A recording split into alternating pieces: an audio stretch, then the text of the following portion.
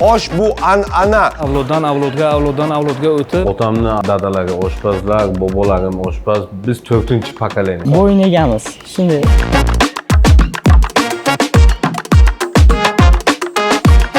Osh bu kuch. Faqat qo'chqorlar aziyat chekyapti. Zo'r. Osh bu soqqa. 1 millionning tepasi ketgan. Qo'rqmaymiz. Uyerim bos. Xarajat, faqat xarajat. Zafar aka qo'shimi Buxoro kelgandilar va Osh markaz ochinglar, bu yaxshi biznes bo'ladi Buxoroda deb o'sha kishi aytgandilar. O'shanda aytgandim, agar siz ochmasangiz o'zim ko'p ochaman. Reklama, yana reklama. Tamam.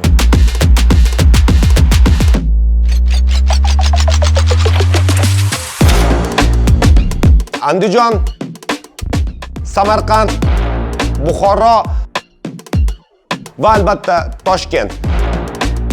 Choyxona ochmoqchimisiz yoki osh markazi, buni faqat siz hal qilasiz. O'zbekistonga nima yeymiz? Osh yeymiz dedi, kechqurun ham, obedga ham.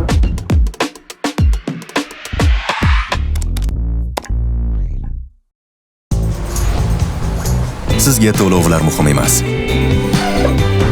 Mehr muhim. Yana bitta berib yuboring. Kichik bo'lsa ham. Payme hayotiy yechimlar. Hammaga salom. Bu Soqqa va men Mirshakar Fayzullayev birinchi bo'lib sizlarga rahmat aytishdan boshlamoqchiman. Sizlarga katta rahmat. Sizlar harakat qildinglar, komment yozdinglar, like bosdinglar, ko'rsatuvlarni tomosha qildinglar va bugun biz sizlarga yana bitta bu Soqqaning yangi sonini taqdim etishga tayyormiz. Biz hammamiz o'zbekistonlikmiz va osh haqida hamma narsani bilishimiz kerak. Shuning uchun bugungi dasturimiz mavzusi ham sizga begona emas. Osh bu kuch, osh bu madaniyat, osh bu hammamizni yig'uvchi sabab, osh bu 200 dan ortiq maqollar, osh bu an'ana. Xullas, osh haqida nima gaplar gapirilmagan. Bugun esa biz uchun osh bu Soqqa. Agarda qaysidir oshni biz yaxshi desak, u osh haqida sizning fikringiz boshqacha bo'lsa, bu biz bir-birimizga jang e'lon qilishimizga sabab bo'lmasligi kerak, iltimos sizlardan. Lekin fikringizni izohlarda yozib qoldiring. Masalaga oydinlik kiritish uchun esa biz respublikamizning 4 ta hududida mehmon bo'ldik. Andijon, Samarqand, Buxoro va albatta Toshkent. Biz har xil oshlarni tatib ko'rdik va har xil sohada, har xil yo'nalishda o'z biznesini olib borayotgan, lekin asosiy birlashtirib turuvchi narsa bu osh. Shuning uchun har birlari bilan alohida suhbatlashdik. Xullas, siz osh bilan choyxona ochmoqchimisiz yoki osh markazi, buni faqat siz hal qilasiz. Biz esa shunchaki tanishtiramiz.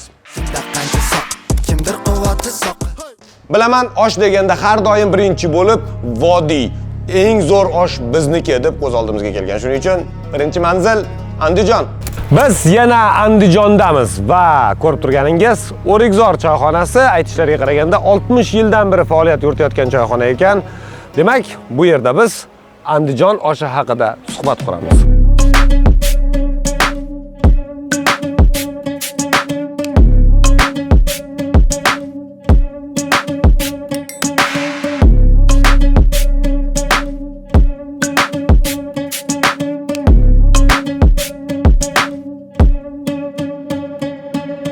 Xo'sh, demak birinchidan 100% dumba yog'ida bo'ladi. Mana 100% dumba yog'i, mana hech qanaqa yog' aralashgan emas. Pista yog' qo'shilmaydi umuman. Go'sht, dumba hammasi qo'chqorlardan. Qo'chqor. Birorta ham qo'y zarar ko'rmagan bu choyxonadan. Faqat qo'chqorlar aziyat chekyapti.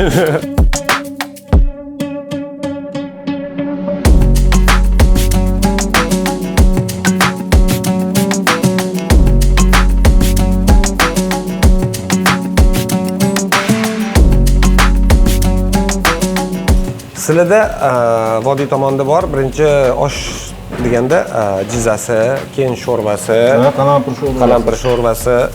Sizlarda ham bormi qalampir sho'rvasi? Bor, qalampir sho'rva bor. U sho'rva qaysi paytda qilinadi? Mana hozir mana tagiga tayyor qilib qo'ydingiz. U ham tayyor u. U ham tayyor bo'lgan bo'ladi. U jizaga o'xshab qovurilgan paytda chiqadigan narsa emas, alohida sho'rva qilinadi unga. Masallig'i tayyor bo'ladi, shunday qaynoq suv quyib, ovqat suvidan quyib berilaveradi. Demak, 400 gram dumba, 900 gram go'sht, 1 kilo guruch, bu andijoncha o'lchaganda 1 kilo osh degani shunda, to'g'rimi? 1 kilo to'rg'algan sabzi. Ilhomjon, siz nima ish qilasiz bu yerda? Assalomu alaykum. Men shu O'rikzor choyxonasida kassir lavozimida ishlayman. Kelganimga 1,5 yil bo'ldi. ishda men ham shu oddiy aksentlikdan boshlaganman. Keyin sekin boshladi ishonchga kerak. Shu darajaga yetib keldim. Kassir choyxonada eng ishkal joyda. Eng asosiy joy nima kelsa birinchi kassirda boshiga keladi. Yaxshilik ham, yomonlik ham. Tabii klientni xafa qilish bu noto'g'ri ishda. Shuning uchun o'zimiz nohaq bo'lsak ham, o'zimiz haq bo'lsak ham, baribir shu Bir xil. bo'yin egamiz. Shunday xizmatamiz aka. Bu yerda nechta odam ishlaydi? Powerlar bilan 12 ta, 14 ta bo'ladi. 12 ta, 14 ta odam ofitsiantlar bilan. Ofitsiantlar endi cherizdan bo'lishib ishlashadi. 6 tasi bir kun ishlasa, keyingi 4 tasi boshqa kun ishlaydi. Agar misol uchun birdaniga endi choyxonada klientlar ko'payib ketib qolsa, endi hammasini ishga chaqiramiz, shu kuni kelishadi. Har doim istalgan ijtimoiy tarmoqda agarda men qaysidir osh eng zo'ri deb yozsam, "Ey, Samarqand oshi-chi" deb yozadigan kimdir albatta topiladi. Xullas, agarda siz shunaqa yozgan odam bo'lsangiz, keyingi qahramonimiz aynan siz uchun Samarqand oshi.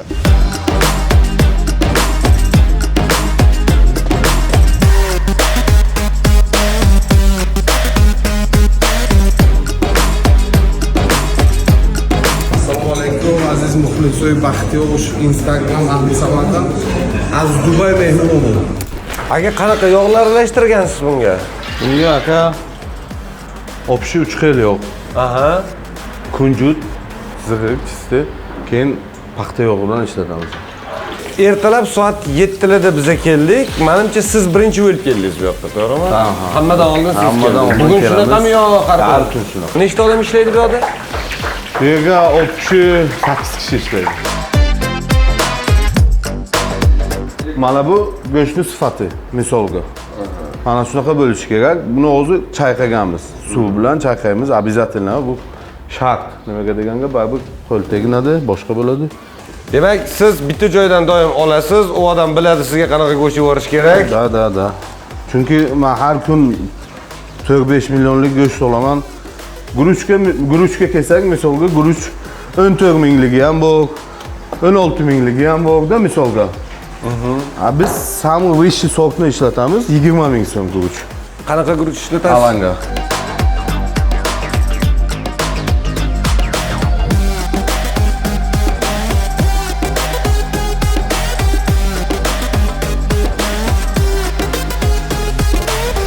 Biz Samarqanddamiz va hozir Samarqandcha osh haqida suhbat qurishimiz kerak. To'g'risini aytaman, juda ham qiyin bo'ldi Samarqanddan kim bilan suhbat qilishni tanlash. Ba'zi joyda topish qiyin bo'lgan bo'lsa, Samarqandda tanlash qiyin bo'ldi va bugungi Samarqanddan tanlagan qahramonimiz aka Baxti. Baxtiyor aka, assalomu alaykum. Assalomu alaykum, aka, yaxshimisiz? Shakar. Rahmat, Xudoga shukr. Uzr, sizni ishdan qo'yganmiz. Men bilishim bo'yicha oshpazlar oilasidansiz. Da. O'zingiz batafsilroq gapirib bersangiz, oilada kimlar osh pishirish bilan shug'ullangan, qanaqa oiladansiz? Otam oshpazlar, otamni dadalari oshpazlar, bobolarim oshpaz. Biz 4-pokoleniya. Potomственный поварlarimiz endi shu nimasi bilan kelyapti. Dadamdan keyin bizdan keyin balkim bolalarimiz. Endi shu kelyapti. Biz 4-pokoleniya oshpazlarimiz. Bir xil osh pishirasizlar. Bir xil osh pishiramiz. Boboyingiz, katta boboyingiz qaysi osh pishirgan bo'lsa, siz ham o'sha oshni pishirasiz. Yerga pishirgan, vaqtiga, yerga, qozon yerga bo'lgan. Siz hozir aytasiz, 4-avlod oshpazman deyapsiz. Lekin siz oshpazlikka baribir bolaligingizdan kirib kelmagansiz. O'rtada boshqa kasbda bo'lgansiz. Ha, men o'zim mashin, основной mashin remont qilganman. Mana shu kraska, mana shu jestyanka, malyarka deydi, endi ruschasiga. Shu kasbga edim. Keyin bitta oshxona ochdik biz, katta restoran ochdik. Restoranni arendaga olib, o'sha payt povur yo'q edi. Povurga qiynalgandik. O'zimiz bo'lmasa povur, endi otalarim povurda, endi dadam, endi avlodlarimiz povur. Uyda kapkir doim bo'lgan. Bo'lgan, ha. Lekin men o'zim pishirmaganman, pishirganman, endi uyga damashli pishirganman. Keyin o'sha katta qozonga bir kun boshladim pishirishni. Pishirib berdim, odamlar endi yeb ko'ryapti. Zo'r, короче, qiziqish paydo bo'ldimi? Qiziqish paydo bo'ldi. Shu qiziqish bilan o'sha ishga kirib ketdik. Shu tamom. Ungacha necha yil nimada ishladingiz mashina sohasida? 12 yil. 12 yil ishlab mazam sal bo'lmay qoldi. Allergiya bo'ldim shu bilan. Taksin narsalarga, kraska, kraska, shpaklovkaga, hidiga aksiradigan bo'ldim. Shunga ishni ota kasbga qaytaman. Da. Siz bunga loyiqsiz. Buxoro oshi.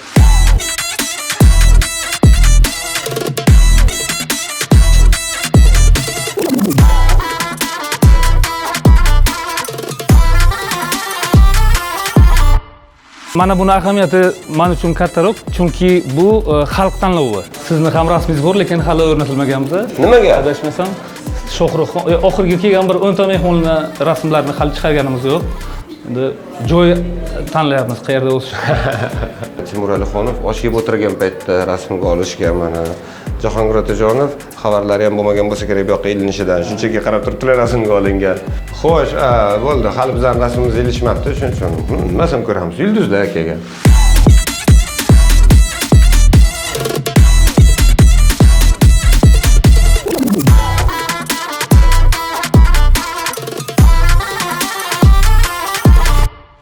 o'n 19-yil O'sh markazimiz ochilgan, birinchi zalimiz mana shu hisoblanadi.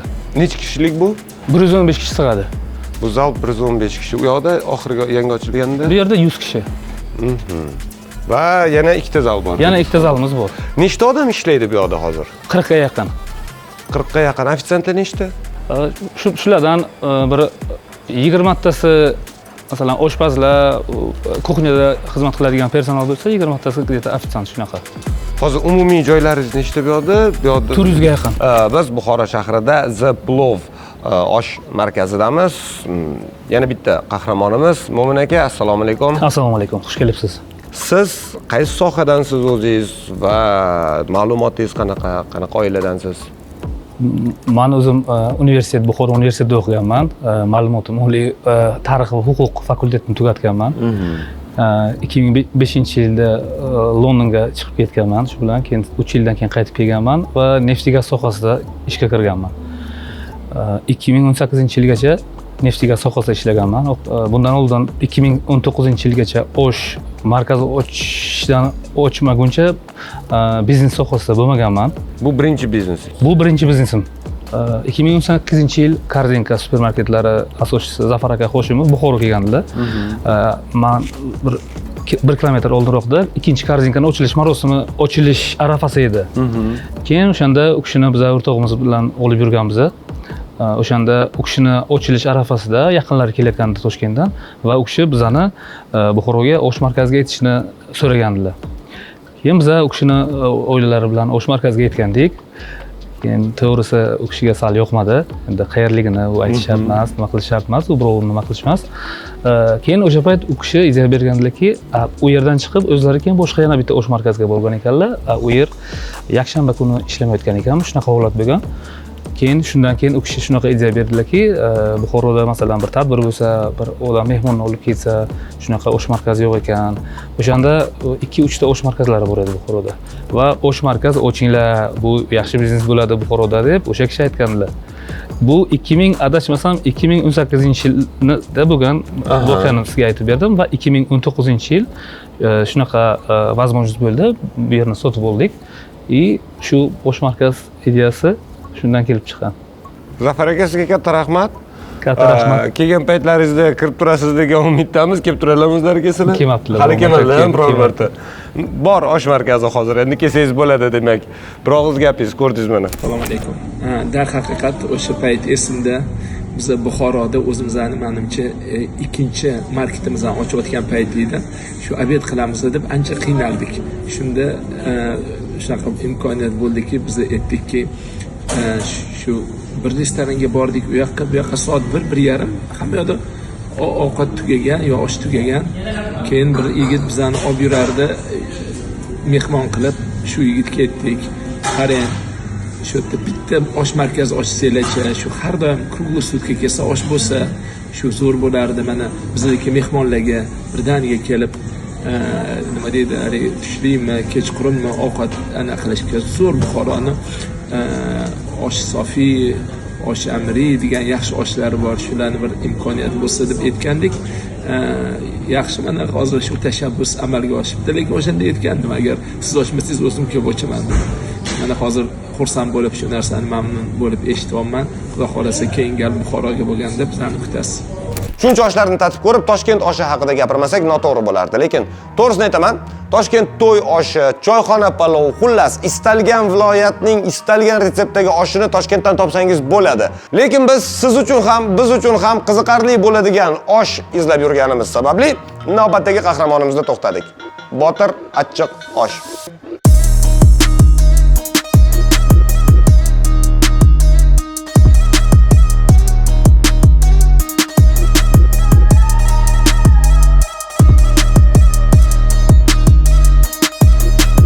Mana $100 osh yegani kelishgan, yutishsa biz yana $100 pul beramiz. Yana дополнительный mana shu osh tekin bo'ladi. Sizlarni kutamiz Botir achchiq oshda, kelaverasizlar. Biz yo'lga chiqdik, Botir aka tayyor bo'lib tursin deb. Eng kam vaqt qancha oldin telefon qilishgan? 5 minut. 5 minut. Siz tayyorlab turasiz ungacha ham. O'sha kerak bo'lsa, sizlar kirib kelyapsizlar. Mana shu oshinglarni ham suzib qo'yib qo'yamiz. Kir tap. Sizlar qo'lni yuvishga uspet qilsanglar bo'ldi. Hatta qo'l yuvasiz, kirmas, osh taq. 5 minutda hal.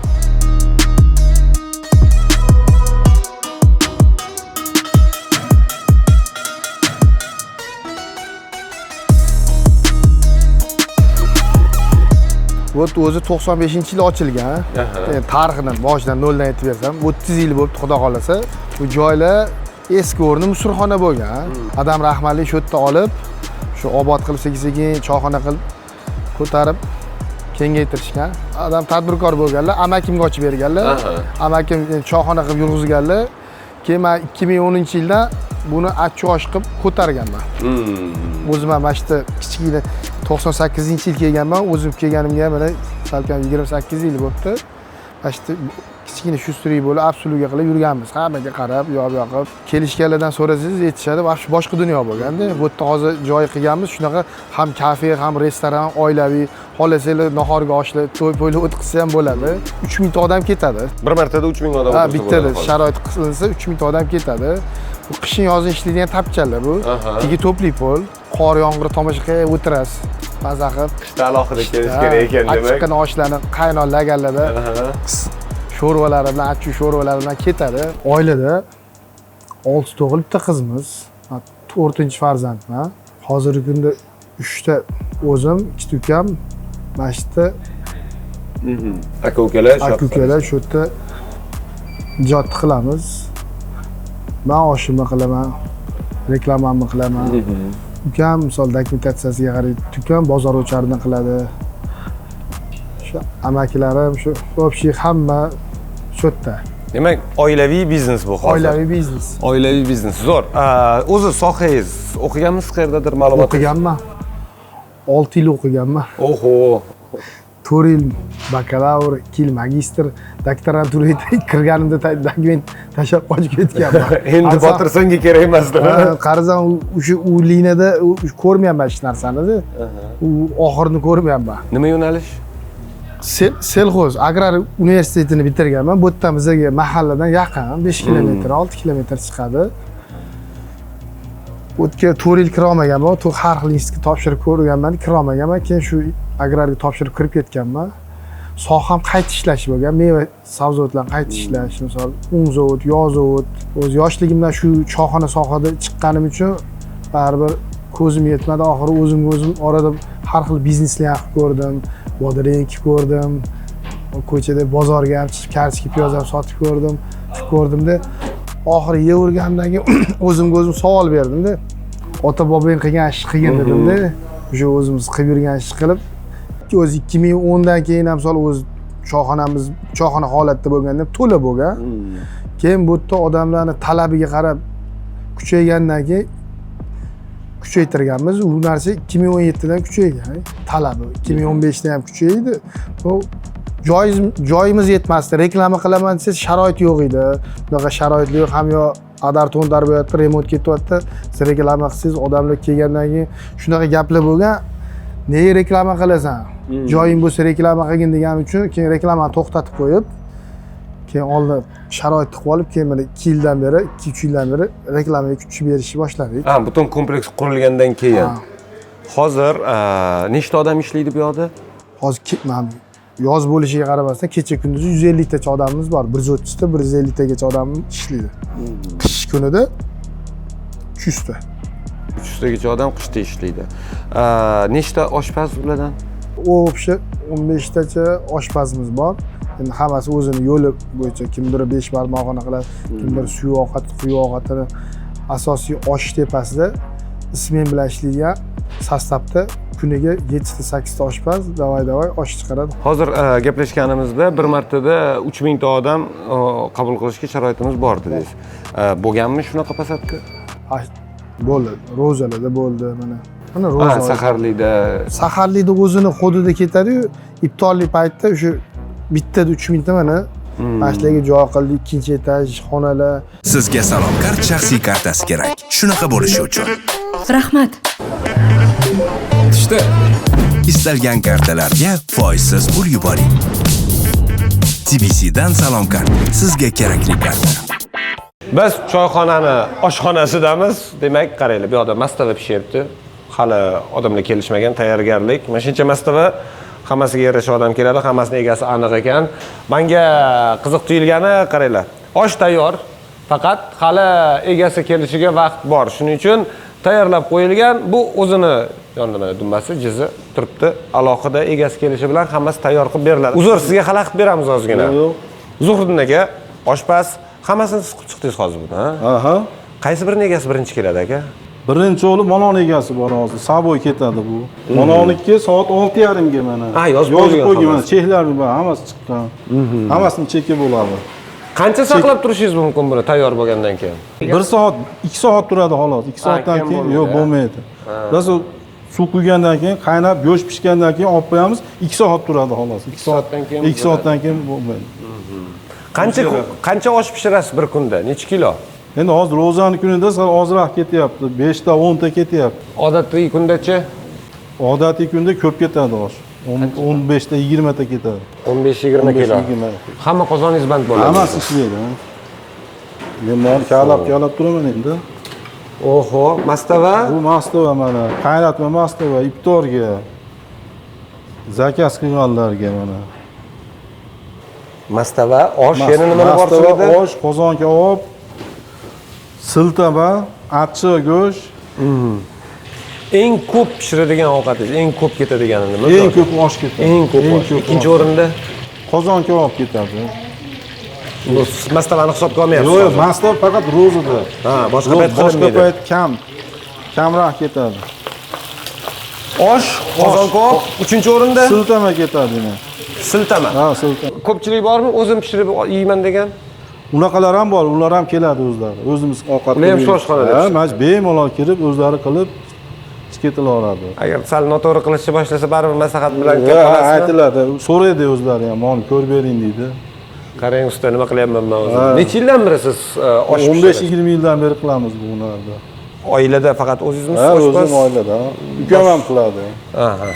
Yo, aytmoqchi bo'lganim ota-boboladan yo'q. Umumiy nechta odam keladi, nechta odam sig'adi bir kelishda? Agar hamma joy to'lsa, o'sha ikkinchi etajlarimizga ham joy bor. 300 ta, 350 ta odam sig'sa. Bu hovli bilanmi? Yo, hovlisiz hali. Ha, yo'q, mana so'risiz. So'ri bilan bo'lsa, ancha ko'p odam sig'adi. Mavsum sizlarda sezon yozda. Yozda asosan, o'sha apreldan keyin boshlanadi. To'liq 100% bo'ladimi? Biror kun bo'ladimi yozda shunaqa? Ha, 100%. Почти 2 kundan bir o'sha 2 kundan bir emas. Har cherizdan почти choyxonamiz har kun to'ladi. Demak, doim bor. Ofitsiant necha pul topishi mumkin choyxonadagi ofitsiant sizlarda? Sezon paytida bolalar maksimal 200 ming, 230 ming tushirishadi. Kuniga? Kuniga 200 mingdan. 200 ming so'm. Kuniga 200 ming so'mdan, o'shanda bir oyda 6 million so'm atrofida. 6 million so'm bo'ladi. Yo, u faqat bahorda, ya'ni aprel oydan keyin sentyabr paytgacha bo'ladigan paytda shunaqa bo'ladi. Ha, 6 million emas, 3 million chiqadi, chunki kun ora ishlaydigan bo'lsa. Kun ora ishlaydigan bo'lsa shunaqa bo'ladi. Lekin yozda ofitsiantlarga ehtiyojimiz ko'pligi uchun, ya'ni klientlar ko'p bo'lgani uchun ular doimiy ishlashadi. Oshpazda qanaqa hisoblanadi? Oshpazimiz qilgan ovqatiga har bir kilosiga pul oladi. Ko'pchilik qozonga olishadi, lekin biznikilar kiloga. Misol uchun mana 1 kilo osh bo'lsa, 1 kilo oshga 2 ta pora ishlashsa 25 ming so'm haq olishadi. Agar 2 kilo osh bo'ladigan bo'lsa 50 ming so'm bo'ladi. Agar misol qozon kabob qilishadigan bo'lsa, 3 kilo misol uchun qozon kabob iste'mol qiladigan klient kelsa, 1 kilosini chiqarib 2 kiloga hisob belgilanadi. Misol uchun mana 3 kilo qozon kabob 25 mingdan hisobladiga 75 ming bo'ladi. Har kilosiga 25 mingdan hisoblanadi. Endi o'shani qisqartirib birinchi kilosini olib tashlab, faqat ikkinchi kiloga, ya'ni birinchi kilodan keyingi kilolarga pul olishadi. Nimaga? Chunki qozon kabob o'sha go'sht xizmati uncha nimasida mashaqqatsiz deydi-ku, hali bitta. Ya'ni bittada bo'ladi ishi, bittada hal bo'ladi, shunday tashlab qo'yadi. Oshga keladigan bo'lsa, uni har nimada xabar olib, qarovi ko'proq bo'ladi-yu. Qozon kabobda sabzi to'g'ramaydi qish bo'lmaganda. U shundaki bosib qo'yiladi, bitta qozonga pishadi. 3 kilo bo'lsa, demak 2 kilosiga pul oladi. 2 kilosiga pul oladi. 5 kilo bo'lsa 4 kilosiga pul oladi. Tushunarli. Demak, ularniki to'g'ridan to'g'ri kassaga bog'langan. 12 yil umuman osh pishirmasdan birinchi marta restoranni ochib, povur topolmagandan osh pishirish boshladingiz. Pishirishni boshladik, da. Kapkirga qarab, vaqting keldi dedingiz. Davay dedim. Bir yigitda qiyg'unak olsa deb birdan bosdik-da. Birdan o'xshadi. O'xshadi. Birinchi kun o'xshadi. Qolgan restoran emas. Sizlarning restoran emas. Yo'q, arendasi $2000 edi o'sha payt, 2020-yil, 2019-20.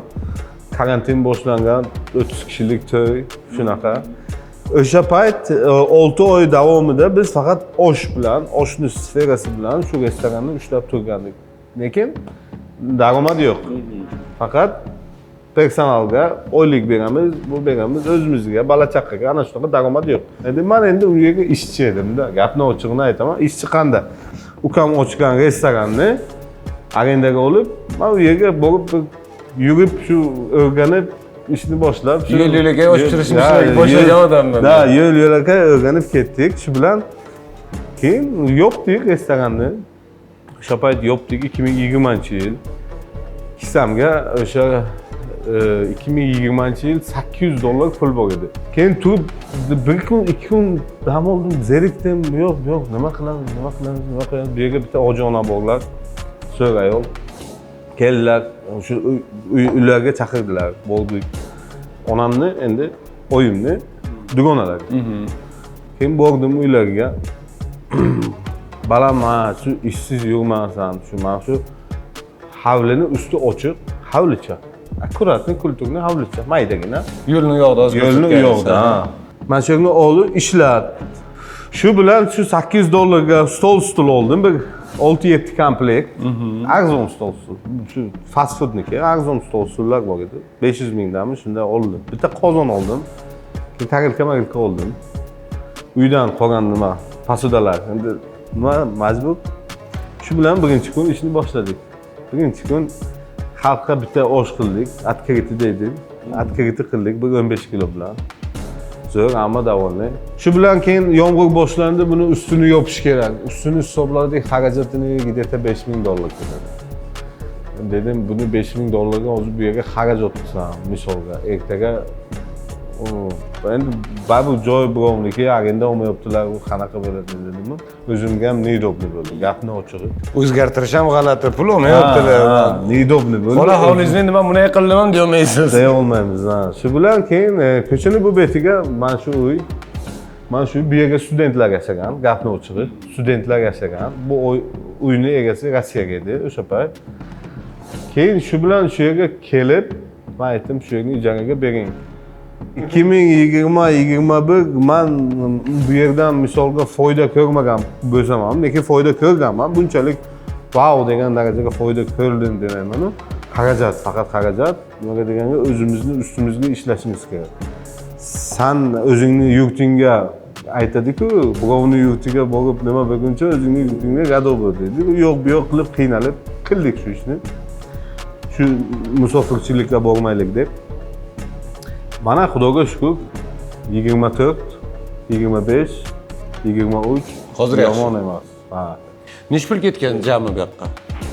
Bu yerga o'sha payt Deta mayda 17 ming, 20 ming dollarlar ketgan mayda. O'sha payt. Bir martada emas, kengayib mayda qilganmiz-da. Hozir 17 ming sarflangan bo'lsa, ijara haqqi qancha to'laysiz bu yoqqa? Ijara haqqi ko'p emas aka. 500 dollar. 500 dollar ijara haqqi to'laysiz. Somsachingiz ham bor. Ha, 500 dollar общий. Jami 500 dollar to'laysizlar. Zo'r. Nimaga deganga, u xarajatni o'zimiz qilyapmiz-da. Aha. Xarajatni o'zimiz. Kelishuv shunaqa bo'lgan. Da, xarajat qil degani qo'ymayman-da, o'zim qilaman. Masallig'ini o'ziga necha pul ketadi mana shu bir qozon oshingizni? Misolga mana 30 kilo qildikmi, bugun 40 kilo go'sht solamiz aka. Biz hisoblab ko'rmaganman, desa shu 4,5 million, 5 milliongacha atrofigacha qozonga kiradi. Kuniga qarab, bugun payshanba, masalan, juma kuni to'ldirib qozonni solamiz, unga 10 millionlar rasxod bo'ladi gapni. Kuniga qarab sekin damlanaveradi u yog'i. Sizda hozir bir porsiya osh necha pul turadi? Bir porsiya osh endi 2 kishilik, bir kishiligi 55. Samarqand kelganda bir porsiya osh dedingizmi, 2 kishilik. 2 kishilik da. Ikkalamizga ikkita aytishimiz kerak deb o'ylamanglar. Da.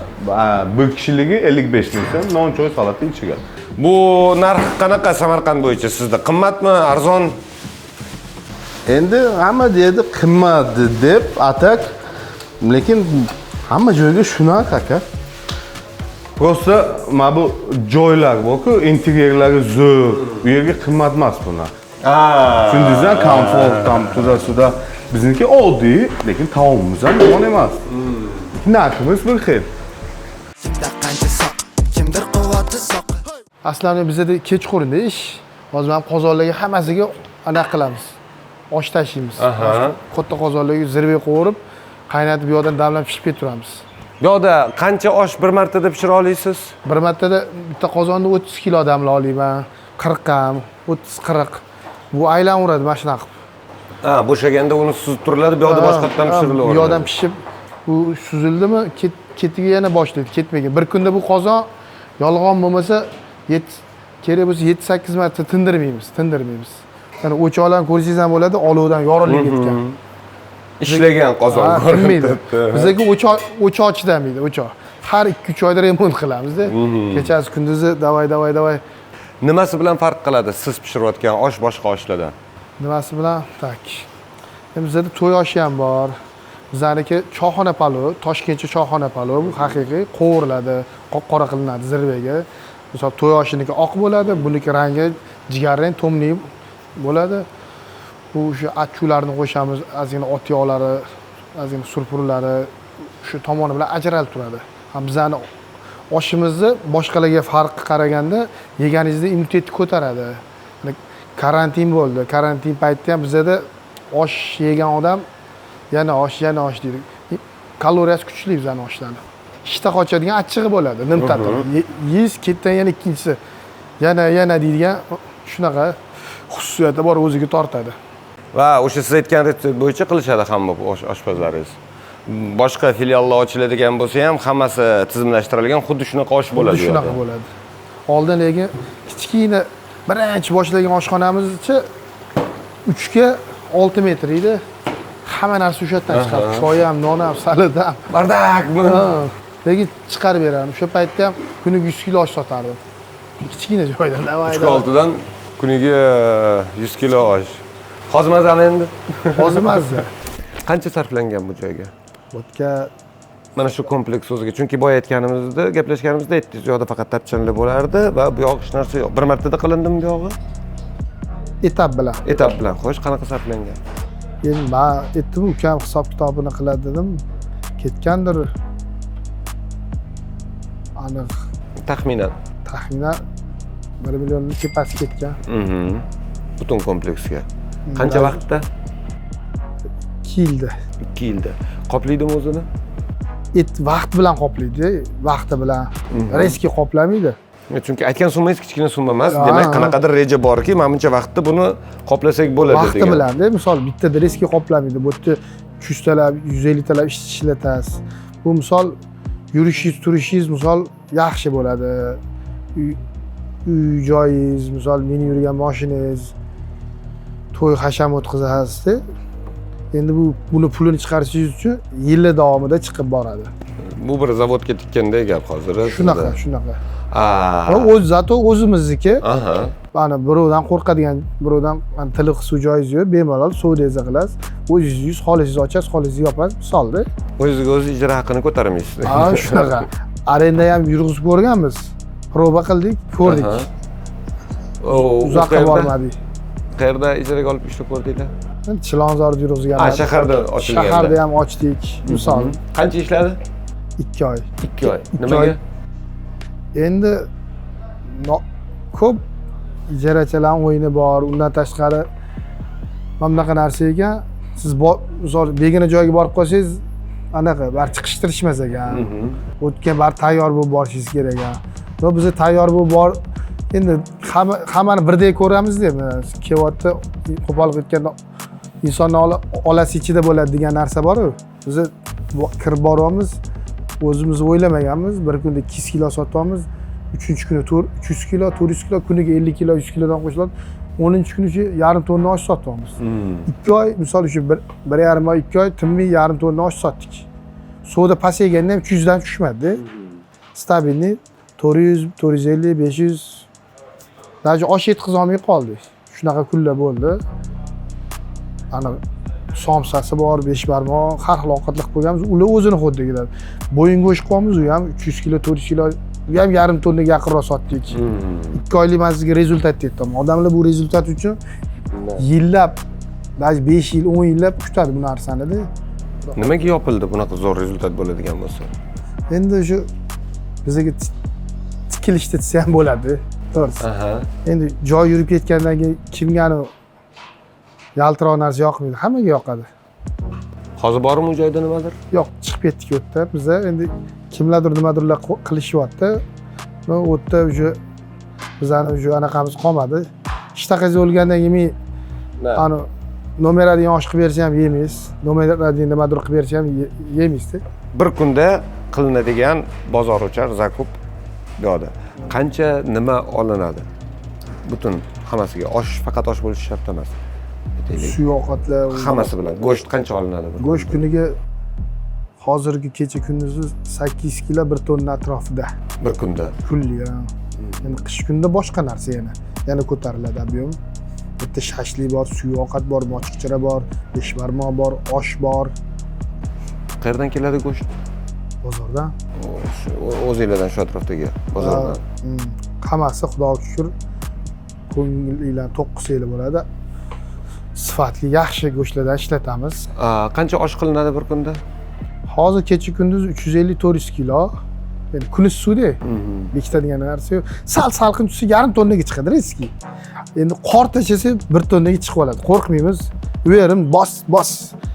O'ziga yarasha buni misol kuniga 70-80 million bozor xarajati bor. 70-80 million atrofida har kuni bozorlik qilinadi. Qilinadi. Demak, savdo ham shunga yarasha bo'ladi. Osh narxi sizlarda qanaqa? To'y oshi 40 ming, hozir kecha kunduzi achu osh 43 ming porsiyasi, navoroti bor. Navorotda qazi, tuxum, tog, anaqa jizzalar chiroyli qilib beriladi. Bu 68 ming bir porsiyasi. Bir porsiyasida. Bu Toshkent bo'yicha o'zi atrofda qimmat hisoblanadimi o'rta? Kimlar uchundir qimmat, kimlar uchundir arzon. Solishtirganda hozir solishtirganda endi bizda ko'p joyda navorot bo'lganda bittadan solinadi, bilsangiz, bittadan. Bizda ikkitadan solinadi. Ikkitadan solingani hisobiga sal balandroq hisoblanadi. Sal qimmatroq boshqadan, lekin shunga yarasha narsasi bo'lganda hisobiga. Agar misol oshni misol buni shahar bilan solishtirib porsi oladigan bo'lsangiz, ko'p joyda brendli joylarda bir porsi oshingiz ba'zi 50 mingga chiqib qoldi-da. 48 ming, 50 ming chiqdi. Bizda 43 ming. O'sha imini va choyxona palosi ko'p joy bilsangiz to'y oshi arzon, choyxona palov qimmatroq yuradi. Hozir bizda bari hamma joy bilan o'zingiz solishtirasiz, qimmat bo'ldimi, arzon bo'ldimi solishtirasiz. Solishtirganda hisobini hisoblaganingizda bizani choyxona bo'lib bir porsi oshimiz, обычный oshimiz boshqanikidan arzon. Navorot ish bo'yicha navorotimiz sal qimmatroq, no добрый. Bagati. Shunga yarasha porsiya ham farq qiladi deysiz. Ko'pchilik bizda ko'pchilik joyda 350-400 gram suzadi. Eng ko'pi. Balki 450 suzadi. Bizda 0,7 oshimizni ham 500 gram suzib beramiz, добрый suzamiz. Даже bizani oshni yegan ikkita porsiyamizga 3 kishi to'yadi. Anaqa dobriyligida, barakaliligida. Mo'min aka, oshxona bo'yicha menda bir nechta savollarim bor. Birinchisi, men o'zim hammaga har xil tushuntiraverib charchadim. Sizdan so'rab aniqini bilib olmoqchiman. Nima uchun aynan mis qozon, nima farqi bor boshqa qozondan? Mis qozonda pishirilishdan nima uchun mis qozon farqi? Chunki bilasiz, Buxoroni oshida hamma mahsulotlar avval qaynatiladi alohida, keyin mis qozonda sloyni qo'yib chiqiladi. Mis qozon mis issiqlikni yaxshi tarqatadi va bir xil tarqatadi. O'sha yaxshi mahsulotlar pastloyni hammasi bir xil yaxshi pishishi uchun bu metall juda yaxshi hisoblanadi. Keyin yana misni bitta xususiyati ovqat kuyishini oldini oladi. Masalan, biz bunda 3 soat olovda qo'yamiz, ovqatni tagi kuyishini oldini oladi mis. Boshqa metall bo'lsa, demak, qayerdir olovga yaqin joyi ko'proq qizib, uzoqrog'i kamroq qizishi. Shunaqa bo'ladi. Yana bu uchinchi sababi bu tarixiy hisoblanadi. Chunki an'ana tarixdan, masalan, o'sha amirlik davrida ham katta mehmonlarni, bayramlarni kutib olishda aynan shunaqa qozonda shunaqa osh pishirganlar. Bu bir tarixiy an'ana hisoblanadi. Yangisini ko'rmadim bu qozonni. Bu qozonlarning hozir yangisi bo'lmaydi. Bu yangisi bo'lmaydi. Bular bu qozonlar avloddan avlodga o'tib, remont bo'lib, ishlatib kelyapti. Tarixi bor qozonlar. Tarixi bor qozonlar. 32 tasi. Biz bularni qimmat sotib olganmiz. Qidirib topib, eski oshpazlardan borib sotib olganmiz. Mis qozonda ovqat qilishni oshpazlar uchun juda ham qiyin tomoni bor. Qozon formasi va uni chuqurligini hisobiga har gal bittalagandagi osh uchun oshpaz 3 marta kirib chiqish kerakda. Qozonning ichiga tik turgan holda bu juda ham qiyin. Xo'p, bir marta bir kunda bir qozon bo'lishi mumkin, lekin har kuni buni takrorlash sog'liqqa juda ham bir to'ylarda, bir marosimda, bir oyga, bir haftaga bir bo'lishi mumkin, lekin har kun davom etadigan bunaqa ishga juda og'ir mashaqqat, charchatib qo'yadi oshpazlarni. Sizlarda boshqacha qilingan ekan. Suchuklar bor tepada, qanaqadir noodatiy. Biz endi maksimal bularni, bu oshpazlarning ideyasi, o'zlariga qulay sharoit qilib olish uchun bizga shunaqa maslahat berib, biz shunaqa yasaganmiz. Chunki ko'rib turibsiz, 3 soat shunaqa katta qozonga 100 kilo, har bitta qozonimiz 100 kilo. Juda og'ir mehnat va o'zini maksimal charchashni oldini olish uchun. Demak, qurilish jarayonida oshpaz aytganlar, bizga shunaqa qilamiz. Qurilish jarayonida qozonxonani hammasini oshpazimiz bilan maslahat qilib qilganmiz. Zo'r. Qozonlar arzon qozonlar emas, ko'rdingiz, katta, har bittasi $3000-4000 turadi qozonlarni. Ularning bitta sodержанияsi har oy $100 расход qilamiz, chunki uni remontlari bor, nimalari bor, har bitta qozonga, mis qozonlarga. Qozonni har doim kerakli holatda turishini o'zi ham xarajat. Har oy $100 xarajat qilamiz. Nima qilinadi $100 ga qozon? Buxoroda maxsus ustalar bor, mis qozon bilan ishlaydigan. Mis qozonlarni ichini oqartiradilar. Masalan, bu misi qora bo'ladi, uni tozalaydilar. Shu o'zini protsedurasi bor, tozalaydigan va bu ham arzon protsedura emas, bir kun vaqtni oladi va bir 10 tacha qozonimiz bor. Har bittasiga shunaqa rasxodlar qilib turamiz. Boshlanishdagi kapital qancha tiqilgan bunga? Bu joyni sotib olish bilan birgami yoki? Joyni sotib olish keling, joy alohida byudjet va joy kichik edi va shunaqa возможность bo'ldiki, 70 ming atrofida sotib olish imkoniyati bo'lgandi joyni o'zi.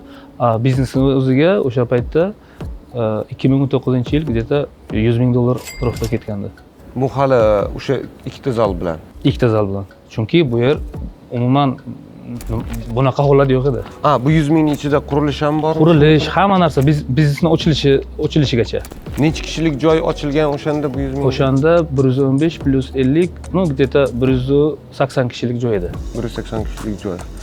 Va qancha vaqtda qoplashi mumkin edi 180 kishilik joy bu 100 ming? Endi biza 170 mingni keling. Bizlarning praktikada hozir men sizga buni ayta olmayman, sababi biz 19-yil osh markazimizni ochdik, 20-yil 6 oydan 7 oydan keyin sirazi pandemiya boshlandi. Biz yana orqaga ketdi, ishimiz juda qiyin bo'lgandi o'sha davrlarda. Где-то 1 yil yana biznes to'xtab qoldi.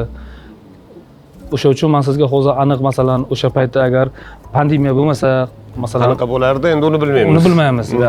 Keyin pandemiyadan keyingi 1 yil o'sha pandemiyada azob 6-7 oy azob chekkan bo'lsak, undan keyingi 1 yil ham qiyin bo'ldi, chunki bilasiz, butun dunyodan odamlarning kelishi, oqimi kamaydi. O'zimizda odamlar restoranlarga borib nima qilishlari kamaydi, ovqatlanishlari kamaydi. O'shanaqa davr bo'lib qolganda, biza bir 1,5 yilgacha qiyin bo'lgandi, rostdan ham. Shunchaki yo'qotilgan bir yarim. Shunchaki yo'qotilgan, to'g'ri. Rejangiz bo'yicha qancha vaqtda chiqish kerak edi pandemiya bo'lmaganda? Endi biza to'g'risi tavakkal qilib boshlaganmiz. Bunaqa hisob kitob qilmaganmiz, chunki biza bu ishga ishlamaganmiz bundan oldin. Okupayimiz qanaqa bo'ladi, bu biznes o'zi nima biznes masalan biza bilmasdik. Hamkorlikda ochilganmi bu? Hamkorlikda ochilgan, partnyorim, eng yaqin o'rtog'im. 50% ga 50% ishlaymiz. 2 kishi. Hozirgacha birga. Hozirgacha birga biza. Katta jamoa yo'q edi, biza 2 kishi shu o'rtog'im bilan kelib, uni sxema qilib, buni sxema qilib, bir 6 oycha vaqt ketgan ochilishgacha. Biznesda tezkorlik juda ham muhim. Hisob raqam ochish, to'lovlar, moliyani boshqarish, bu hammasi ortiqcha qiyinchiliklarsiz va tez amalga oshirilishi kerak. Buning uchun esa to'g'ri bank tanlash juda ham muhim. TBC Bank aynan mana shunday imkoniyatlarni sizga taqdim etadi. TBC Business orqali siz quyidagilarga ega bo'lasiz. Elektron raqamli imzo va ortiqcha hujjatlarsiz hamda tez hisob raqami ochish, 24 ga 7 to'lovlarni amalga oshirish. Bank soat 17:00 gacha ishlaydi, bank kuni tugadi degan narsalarni endi unuting. Hisoblaringizni monitoring qilish, bank ko'chirmalarini olish va undan tashqari xodimlaringiz bilan birgalikda boshqaruv huquqini taqsimlash. Aytgancha, siz aziz tomoshabinlarimiz uchun ajoyib yangilik. Endi siz o'z biznesingizni ochish yoki rivojlantirish uchun 300 million so'mgacha bo'lgan onlayn kreditni TBC Bankdan tez va ortiqcha hujjatlarsiz olishingiz mumkin. Batafsil va hamma foydali ma'lumotlar esa pastdagi havola orqali. Biz davom etamiz. Qiyinchiligi nima choyxona biznesda? Asosan odamni o'ziga bog'liq bo'ladigan bo'lsa, qiyinchilik, misol uchun men nimadan qilyapman bo'lsam, uyqusi ozgina kamroq bo'ladi, ya'ni dam olish vaqti, chunki bu yerda 15 soat ishlanadi, ertalab 9 dan kelish payti soat 11 gacha bo'ladi. Eng qiyin joyi shu joy, uyqu bo'ladi, lekin atak qolgan hamma narsasi yaxshi. Bu xodim sifatida. Xodim sifatida. Biznes sifatida olib qaraydigan bo'lsangiz. Biznes sifatida olib qaraydigan bo'lsak, qaysi tomoniga qarash qiyin, nima muammosi bo'lishi mumkin choyxonani? O'zingiz choyxona ochgan bo'larmidingiz? Yo'q, o'zim choyxona ochmagan. Nimaga? Chunki sekin chiqadi o'sha xodim. Chunki buni ya'ni har kunga rasxoti, prixoti bor. Ya'ni eng g'alabali ish ham shuda, eng mojaroli ish ham, misol uchun bu yerda 3 million so'mlik bozorlik qilsangiz, dohod 4 million, 4,5 million bo'lishi mumkin. Misol uchun uni endi ishchilar bor, shularga bo'lib berilgandan keyin ham o'zingizga atak unchalik dohod qolmaydi, foyda qolmaydi-da. Shu tomoni ozgina o'ylantirib qo'yadi odam. Agar misol uchun mijoz kunda har kuni o'sha bir xil bo'ladigan bo'lsa, ya'ni choyxona doim foydada chiqadi. Shuning uchun ham demak ko'pchilik qilgan xizmatiga yarasha oladigan tizimda ishlar ekanda, oylikka emas. Oylikka emas, shuning uchun ham o'sha har kunlik o'zi belgilab beradi. Bugun menimcha ish bo'ldi, shuning uchun shuncha degan narsa shuning uchun. Ha, shunaqa bo'ladi. Choyxonada mana nima ko'proq muhim? Tabiatda mana hozir bu yerda qushlarning ovozi eshitilib turibdi, daraxtlar bor, atmosfera muhimmi yoki ovqati muhimroqmi? Birinchi o'yinga keladigan bo'lsak, bu choyxonaga hamma mijozlar endi iste'mol uchun kelishadi, dam olish uchun kelishadi. Ya'ni ovqat birinchi o'rinda turadi, ovqatning mazaligi. Ikkinchi o'rinda tozalik, keyin tabiat. Agar bu ikkalasidan bittasi oqsaydigan bo'lsa, ya'ni mijozlar yo'qoladi. Misol uchun choyxonaga keldingiz, endi xona unaqa порядочный emas, o'sha siz u choyxonaga borishni xohlamay qolasizda. Gigiyena tomondan ham shu. Ovqat yoqmay qolsa, demak u choyxona umuman полный отказ bo'ladi. Bu ovqat pishirishni bilmayotgan degan narsa bo'ladi odamlar. Necha yoshsiz? 21 yoshga kiryapman. 21 yoshga kiryapsiz hali. Institutda o'qiyapsiz hali. Nima yo'nalish? Iqtisodiyot. Iqtisodiyot. Choyxona ochish rejada yo'q. Rejada yo'q. Qanaqa o'zi rejalar? Ilhomjon, 5 yildan keyin qanaqa ko'ryapsiz o'zingizni? 5 yildan keyin o'zimni shu institut tamomlagan holatda, ya'ni yo'nalishim o'zi bank shahidi. Hozir birinchi kursmisiz? Hozir ikkinchi kursman. Tugatilgan? Ha. O'sha yo'nalishim bo'yicha kelajakda shu sohada ishlamoqchiman. choyxonada ishlashdan maqsad, xo'p, birinchi kelganingizda talabalikda hammamiz ish qidirganmiz va ofitsiantlik men ham qilganman. Eng birinchi borib ishlasa bo'ladigan kasb. Bordingiz, ishlayapsiz.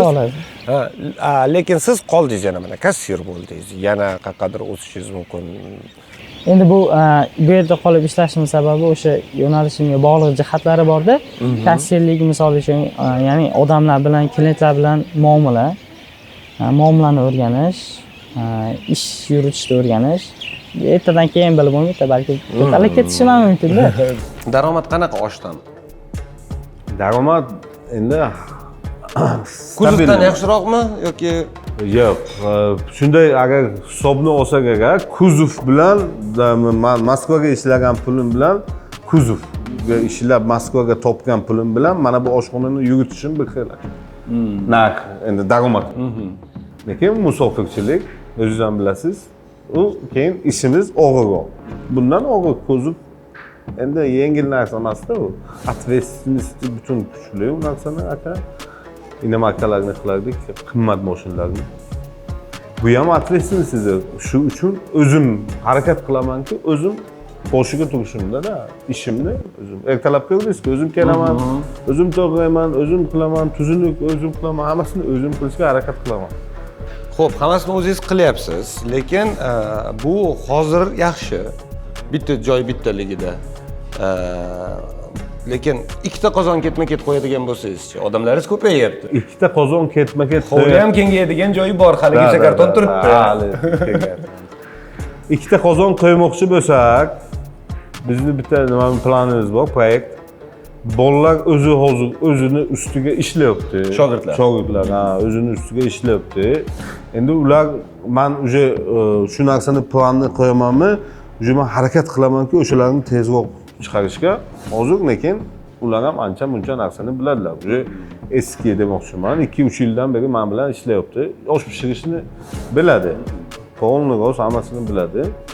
Endi harakat qilamanki, keyin berishga bir kun, 2 kun pishirib o'zi men bu ustiga turaman. Qanday nima reaksiyasini ko'raman, zo'rmi, tamom. Shu bo'ldi. Demak, kengayish faqat shogirdlar bilan. Va chetdan povur olib kengayish yo'q.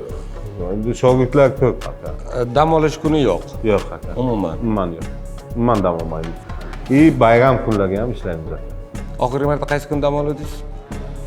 Oxirgi marta dam olgani 1-yanvar edi.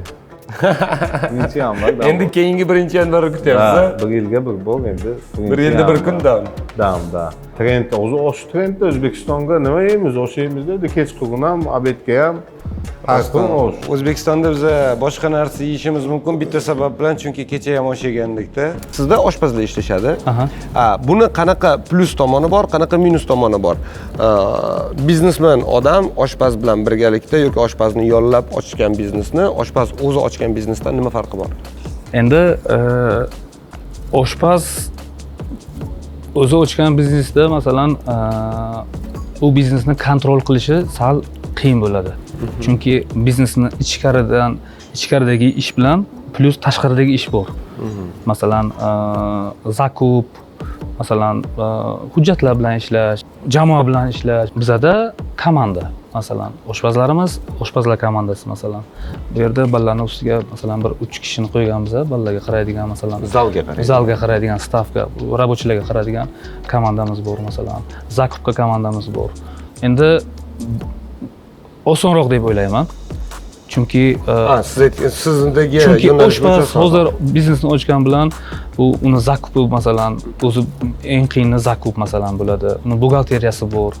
Masalan, uni qog'oz qalam dokumentlari bor masalan. Oshpaz kafkarni qo'yib, qo'lini artib, hisobot topshirishga o'tirish kerak emas. Masalan, u mehmon keladi, bu kishini buni kutib olish kerak, uni kutib olish kerak, o'zini past-balandlari bor, ikir-chiqirlari bor. Men o'ylayman, yaxshi oshpaz oshni pishirib, yaxshi oshpaz zo'r osh pishirsin, yog'ini men o'zim hal qilib qo'yaman. Shunday. Bizda 10 ta oshpaz, lekin bosh oshpaz bitta va qolgan oshpazlar oshpazimizdan kelib chiqqan shogird bo'lib, kelib chiqib oshpaz bo'lgan. Ya'ni qo'pol qilib aytganda, pochirk bir xil. Pochirk ustani pochirki. Men pishirganda pishirib berasan. Shunday. Qanaqadir standartizatsiya bormi sizlarda? Ya'ni ana shu osh bizaniki va keyin kelgan oshpazga ham xuddi shunaqa osh pishiramiz. Bor. Masalan, har bitta oshni o'zini stili bo'ladi tayyorlanish jarayonida. Masalan, kimdir sabzini mayin to'rg'aydi, kimdir katta to'rg'aydi, kimdir masalan gramovkasi masalan farq qiladi. Ishlatiladigan ingrediyentlar masalan, lekin biz o'zimiz talab qilamiz. Mana shu ingrediyent bilan ishlaysizlar deydi masalan. Oshpaz bilan bamaslahat ishlab. Klient mijoz bizani oshimizga o'rgangan. Hozir boshqa oshni qo'ysak, shuncha o'rgatgan mijozlarimiz bittaga aytishi mumkin, bu masalan oshpazni o'zgartirdingizlarmi? Shunaqa holat bo'ladi. Bu biznesda masalan ikir-chikirlari bor o'zini. Masalan, guruch partiyasi biz Xorazmda masalan lazer guruch bilan ishlaymiz. Guruchning partiyasi har xil keladi. Bittasi suvni tez o'ziga oladi, bittasi suvni yaxshi ko'rmaydi masalan. Sal quruq qolishi mumkin. Suvni olib nima bo'lishi mumkin? O'shanda klientlar zamchani beradi. Что bugun sal boshqacha bo'lgan, yo almashtirdingizlarmi deydi. O'ralmashdimi, guruch almashdimi, nima o'zgardi dema. Endi shunaqa ikir-chikirlar bor. Bu bo'lib turadi. Ora-ora, ko'p emas, 3 oy, 4 oy, 5 oyda bir bo'lishi mumkin. Lekin oshpazlarimiz tayyorlanish usullari ochilganimizdan beri bir xil. Zo'r.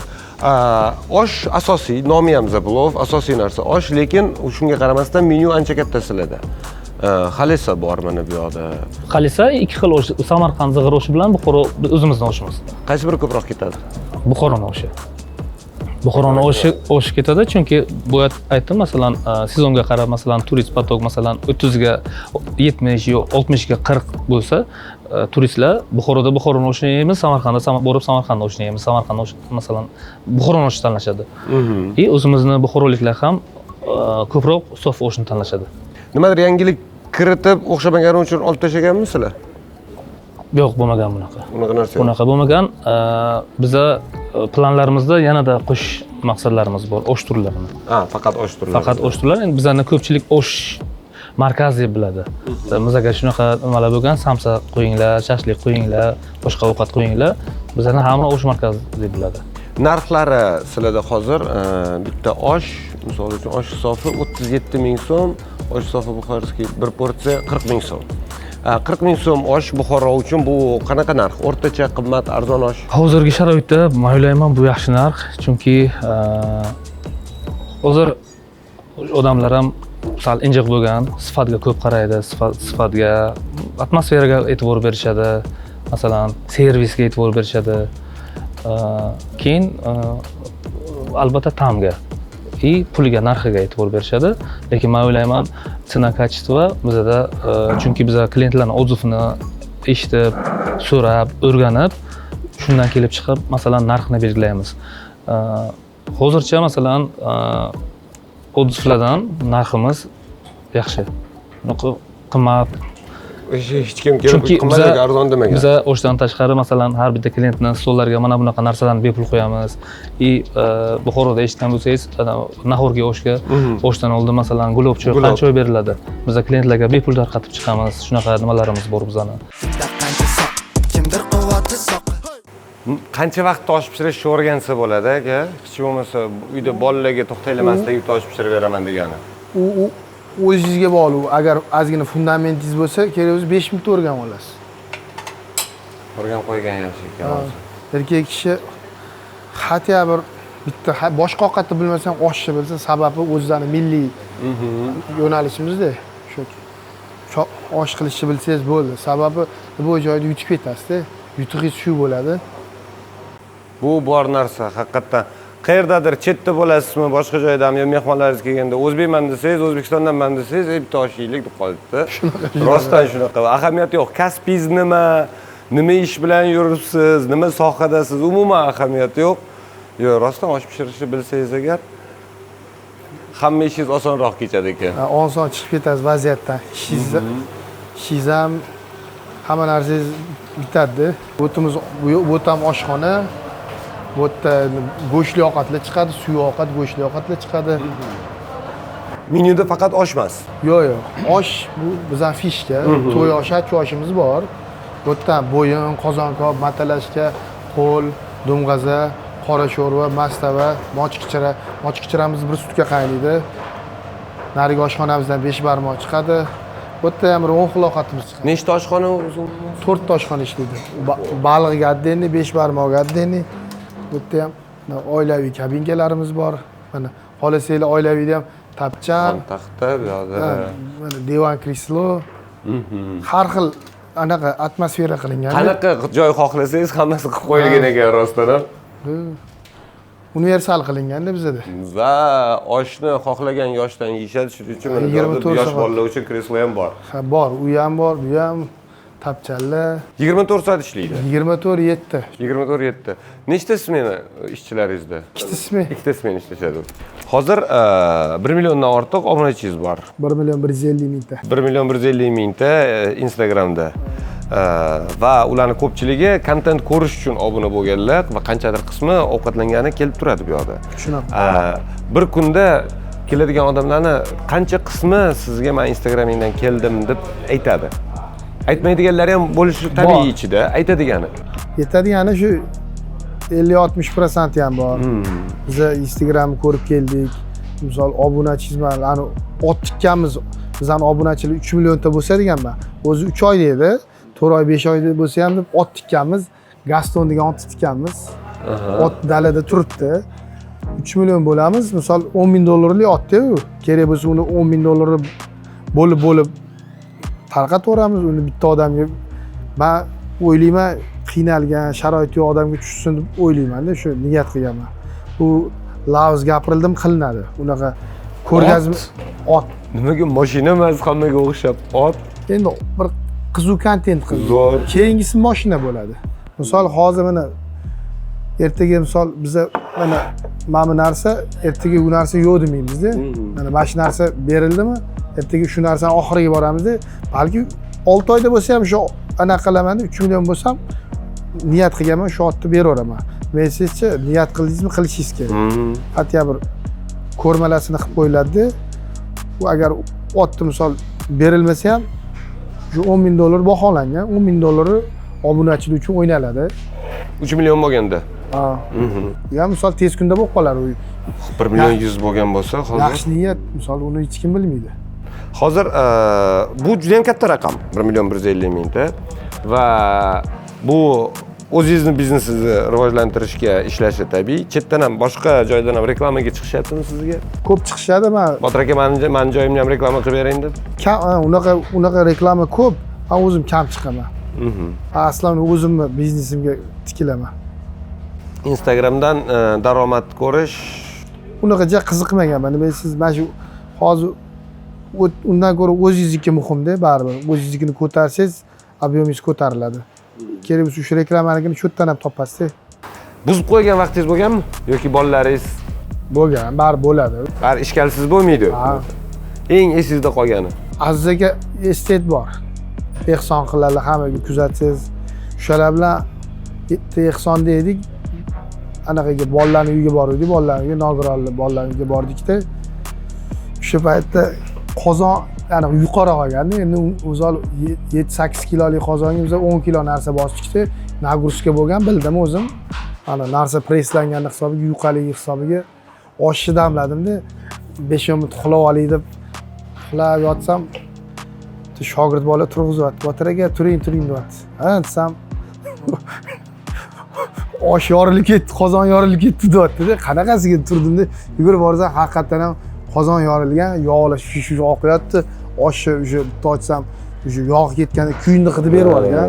Uni berib bo'lmaydi. O'sha osh damlab qo'yganmiz. 15 minutdan ochish kerak. Hamma tayyor kutyapti. Ha, hamma bolalar kutyapti. O't ichkarida konsert bo'lyapti bolalar uchun. Katta konsert, shoular, podarkalar tarqatilyapti. Keyin osh ham va'da qilingan. Anu tapir-tipir qilyapti. To'xta, spok'oy, shoshma. Qo'rqishni o'sha yerda ham. Bo'ldi dedik. O'tga ancha shunaqa joyga ancha duh va anaqa yurak kerak. Bo'ldim. Bozor qatta. Yangi yo'l bozor, yangi yo'l deyotgan. Men ketdik. Bozorga tushib, ekstreni bozor qilib chiqib, taqillatib, o'shani ham 1 soat kech qoldik, 1 soat, 1,5 soatda chiqarib berdim. Kattalar bo'lsa-ku tushuntirsangiz bo'ladi. Yosh bolaga juda ham qiyin tushuntirish. Palov indeksi. Shunaqa narsa eshitgan bo'lsangiz kerak. Agarda eshitmagan bo'lsangiz, bu O'zbekistonda aholi yashash xarajatlari o'zgarishini aks ettiruvchi ko'rsatkich hisoblanadi, norasmiy. Index an'anaviy o'zbek taomi 1 kilogramm oshni tayyorlash uchun kerak bo'ladigan mahsulotlar narxlariga asoslanadi. Ha, bu indeks Big Mac indeksiga juda ham o'xshaydi. Big Mac indeksi esa turli xil davlatlarda valyutalarning xarid qobiliyatini solishtirishda keng ishlatiladi. Bizda esa turgan gapki Big Mac emas, osh va aynan osh bizdagi iqtisodiy o'zgarishlar, inflyatsiya va boshqa umuman har xil belgilarni ko'rsatib berishi mumkin bo'ladi. Masalan, Statistika qo'mitasining aprel oyi uchun bergan ma'lumotlariga qaraganda 1 kilogramm osh tayyorlamoqchi bo'lsangiz, bu sizga eng qimmat tushadigan joy Toshkent, ikkinchi o'rinda Farg'ona viloyati, uchinchi o'rinda Toshkent viloyati va eng arzonga tushadigan hudud esa Qoraqalpog'iston Respublikasi hisoblanadi. Top 3 ta choyxona Andijondagi. Xo'sh, birinchi o'rinda o'zimiz choyxona. Albatta. Xo'p, top 4 ta unda. Top 4 ta bo'lsa, ikkinchisi bizning konkurentimiz Diyor choyxonasi, ikkinchisi Oqshom choyxonasi, Ulfatlar degan choyxona bor. Ya'ni o'zim borgan choyxona, endi yoqqan choyxona, o'zim yoqqan choyxona, o'zim yaxshi deb bilgan choyxonalar shular. Borib turasizlar. Borganmiz. Hozir bormaysiz? Yo'q, hozir bormaymiz. Zo'r. Mani ukamni taniysiz. Dilmurod chef Toshkentga ham blogerlik nimasini yuritadi, ham o'zi povor, chef. Sharif, qara buni, qara, buni qara, buni, oy. Buni qara, mantini ichiga oshni tayyorladik-ku, buni urasan-ku, uchasan, tezki. Ukam yerdan telefon qilib, aka, davay Instagramga nima qiling, chiqing, biron kishini chaqiring, nima qiling, yo'q, 700 ta obunachi bor edi. Qo'yaman, net qo'yib turaman. Qozonni nimasini 700 ta obunachi bor edi. Qozonni rasmi? Ha, shunaqa, rasm, nimalarni qo'yaman. Atak buncha qiziqish yo'q edi. O'zimni ko'rsatmayman. O'sha paytda. Kuch degan. Ne, prosta uyalaman, brad, uyalaman. Uyat degan narsa bor. Ana birovlarni ko'rasiz, kommentariyaga negativlar bo'ladi aka. Negativ, keyin men tushundimki, negativ bo'lmasa Instagram platformasi yaxshi emas. Negativ bu o'g'it har bitta hosil uchun ozgina o'g'it tashlash kerak-ku. Keyin shu bilan aka dedi, yuritmasangiz bo'lmaydi. Yo'q, men keyin qiziqish paydo bo'ldi. Ha dedim, bitta dedim, nima qilib qo'yay.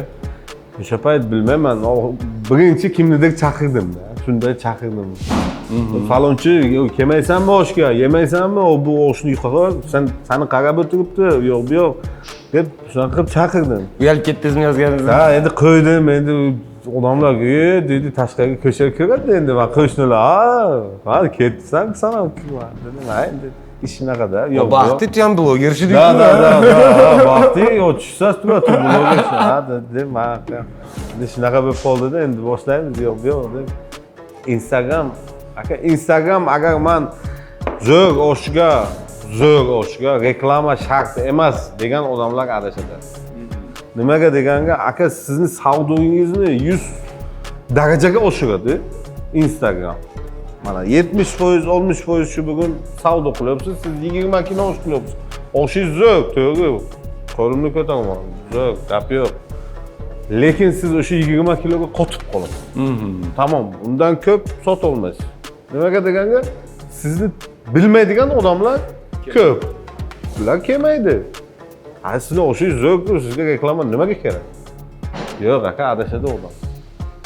Siz yoniga bitta qozon qo'ying, 2 oy Instagramni yuriting.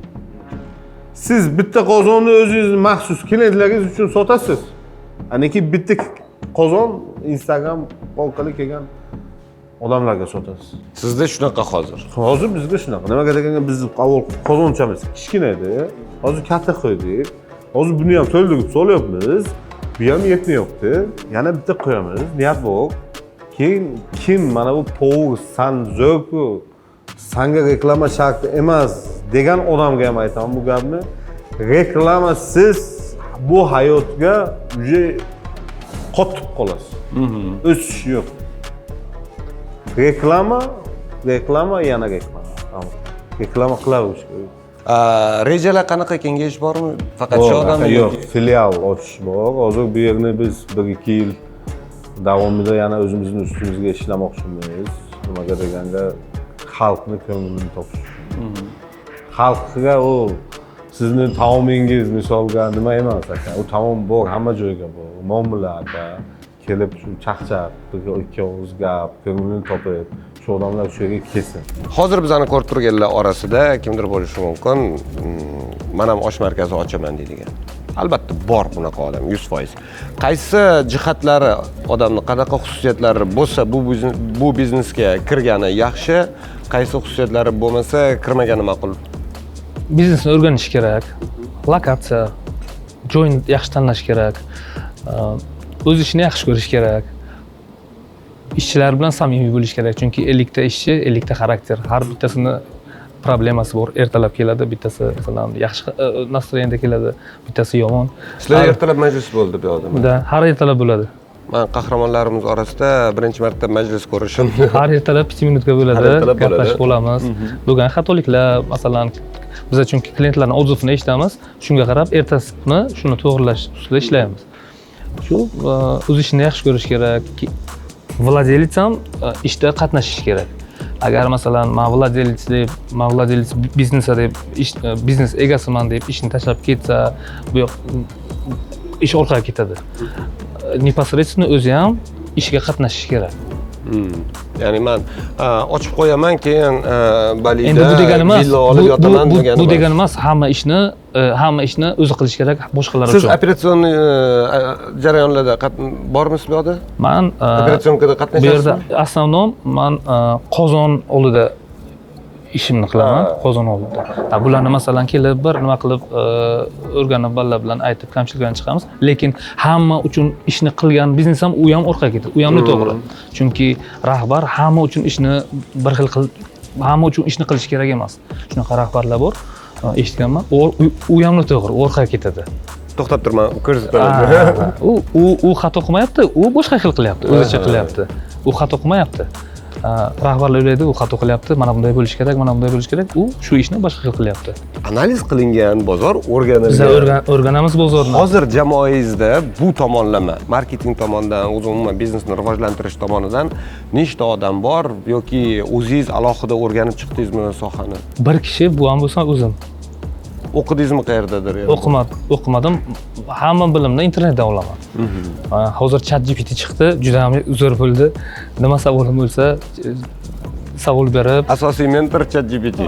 Masalan, hozir bizning planlarimiz ham tashqarida chiqib, endi filial qilish masalan, set qilish masalan, Toshkentdan takliflar tushyapti, bizga Navoiydan taklif tushdi, Moskvadan taklif tushdi bizga.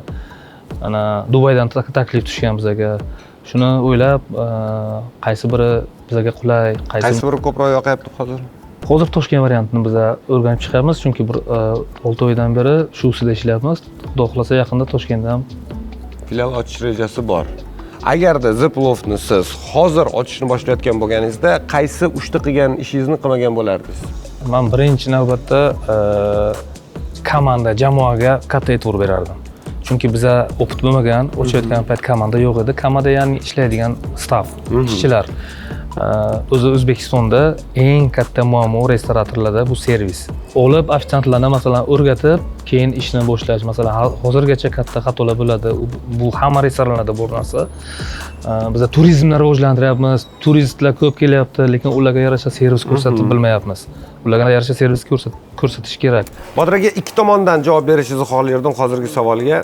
5 yildan keyin loyihani qanaqa ko'ryapsiz? Botir Achchig'osh brendni qaysi darajada, qanaqa imkoniyatlar bilan ko'ryapsiz va o'zingizni shaxsiy hayotingizda? Men shaxsiy hayotda shu oddiy ketishni xohlayman. Misol shu обычный, misol hozir qanday turganimiz ham shunda ketishini xohlayman. Rejalar xudo xolis bu yerga turistlar olib kelish. Men shahardan sal 7-8 kilometr raznica bo'lsa ham chegara yaqin, misol Qozog'iston turist, O'zbekiston kirganda shtobi milliy brend ko'tarish maqsad. Demak, chet elda ochish rejalar ham bor. Bor. Hammasi bor. Qaysi 3 ta davlatda birinchi ochmoqchi bo'lyapsiz hozir? Birinchi endi O'rta Osiyoda ochamiz. Qozog'iston, Qirg'iziston, Tojikiston. Yaqin lokatsiyamiz shu. Keyingilari shu yoni egallaganingizdan keyin keyingilari shu boshqa davlatga o'tiladi. Boshqa Yevropa, Turkiya, Dubay, Arabiston, xudo xolasa takliflar bormi yo'qda? Bor. Hali kecha kunduz ham kutib turishibdi, davay deyishyapti. Endi men o'zimni birinchi tochkalarimni o'zimiz O'zbekistonda bitta zavod qilib, keyin u yoqqa anaqa qilamiz. Uning uchun u yoqda ochish uchun ham baribir franchiza tayyor bo'lishi kerak. Patentlar qo'yganmiz. O'zbekiston bo'yicha patentlangan Botir Achchig'osh. Endi Qozog'iston anaqalarda ham patentlanishimiz kerak. O'shalar ariza tashlab qo'yilgan. Patentlangandan keyin ketidan risk ochib yuboramiz. Franšiza sotmoqchimisiz yo hamma filialni o'zingiz ochasizmi? Sotmayman. Sotmaysiz. O'zimiz ochamiz. Sotib kengayish rejada yo'q. Yo'q. O'sha hozir franšiza sotasiz, ertaga ana parod qilib qo'ysa, misol endi hozirgi kunlik narsani aytaman, franšiza sotdingiz, qoyillat olmasa o'sha shunaqa ekan deyiladi-da, qolgan filiallar ham shunday, xayolda shunaqa o'tadi. Shuning uchun franšiza sotib ertaga nimadir orttirish niyatim yo'q.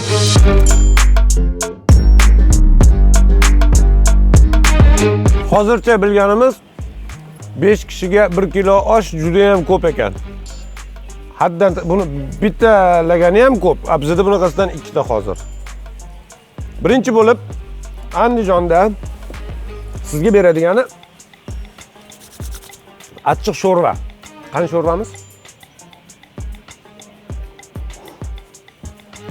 Bu ishtaha ochish uchun va yaxshi hazm bo'lishi uchun ekan. Menga achchiq ko'p ham mumkin emas o'zi, lekin tatib ko'ramiz baribir.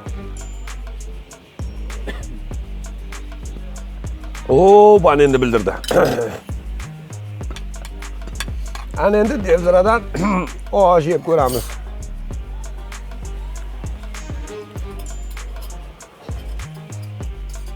Menimcha men sho'rvani oshirib yubordim. O'zlari narsa menga noto'g'ri ketdi.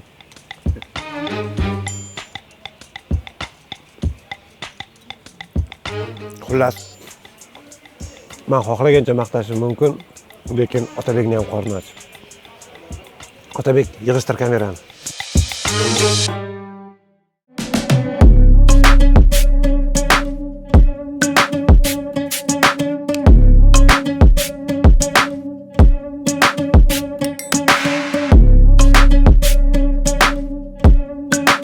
Demak, biz Samarqanddamiz.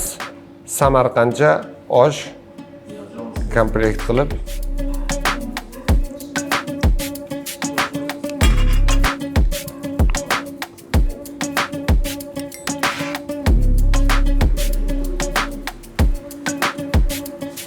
Samarqandcha osh.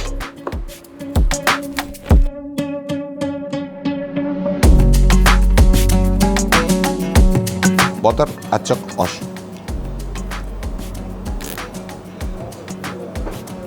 Botir aka o'zlari aytgandek, hozir ishtahani ochadigan achchig'i bor dedilar. To'g'risini aytaman, menga achchiq narsa yeyish ko'p ham mumkin emas, doktorlar aytgan, lekin rostdan yegim kelyapti men bundan.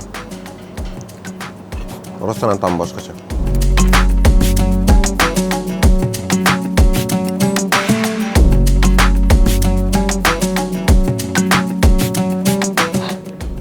Oshi sofi.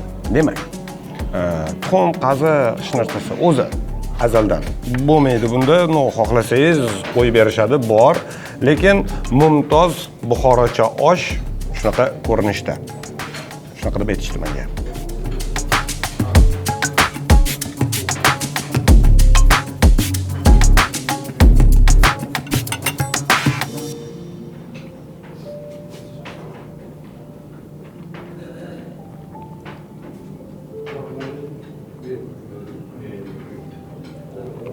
Sizlar o'chiraveringlar, men oxiriga kelib qo'yaman.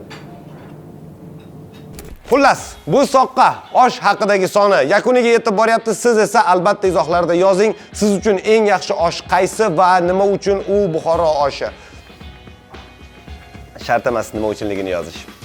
Rostdan, agarda siz qaysidir oshni eng zo'ri deb hisoblasangiz, albatta izohlarda faqat iltimos 3 ta argument bilan yozing. Shunchaki bizning osh eng zo'ri emas, 3 ta argument. Nima uchun siz tanlagan osh eng zo'ri deyapsiz?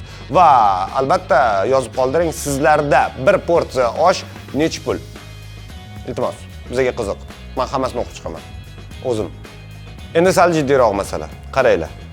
Yer dumaloq, dunyo tor. Tog' bilan uchrashmaydi. Biz sizlar bilan ko'rishib qolishimiz mumkin qayerdadir. Bu xohlagan joyda bo'lishi mumkin. O'shanda ko'z-ko'zga tushganda bir-birimizdan xijolat bo'lmasligi uchun iltimos sizlardan kanalga obuna bo'lib qo'yinglar. Yaxshi emas. Ko'ryapsizlar, biz ishlayapmiz, sizlar tomosha qilyapsizlar. Buni shartlari bor. Sizlar obuna bo'lasizlar, biz ishlashda davom etamiz.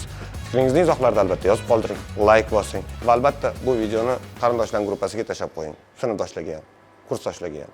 keyin u hech qachon yozmayotgan gruppangiz bor-ku, o'shanga ham tashlab qo'ying.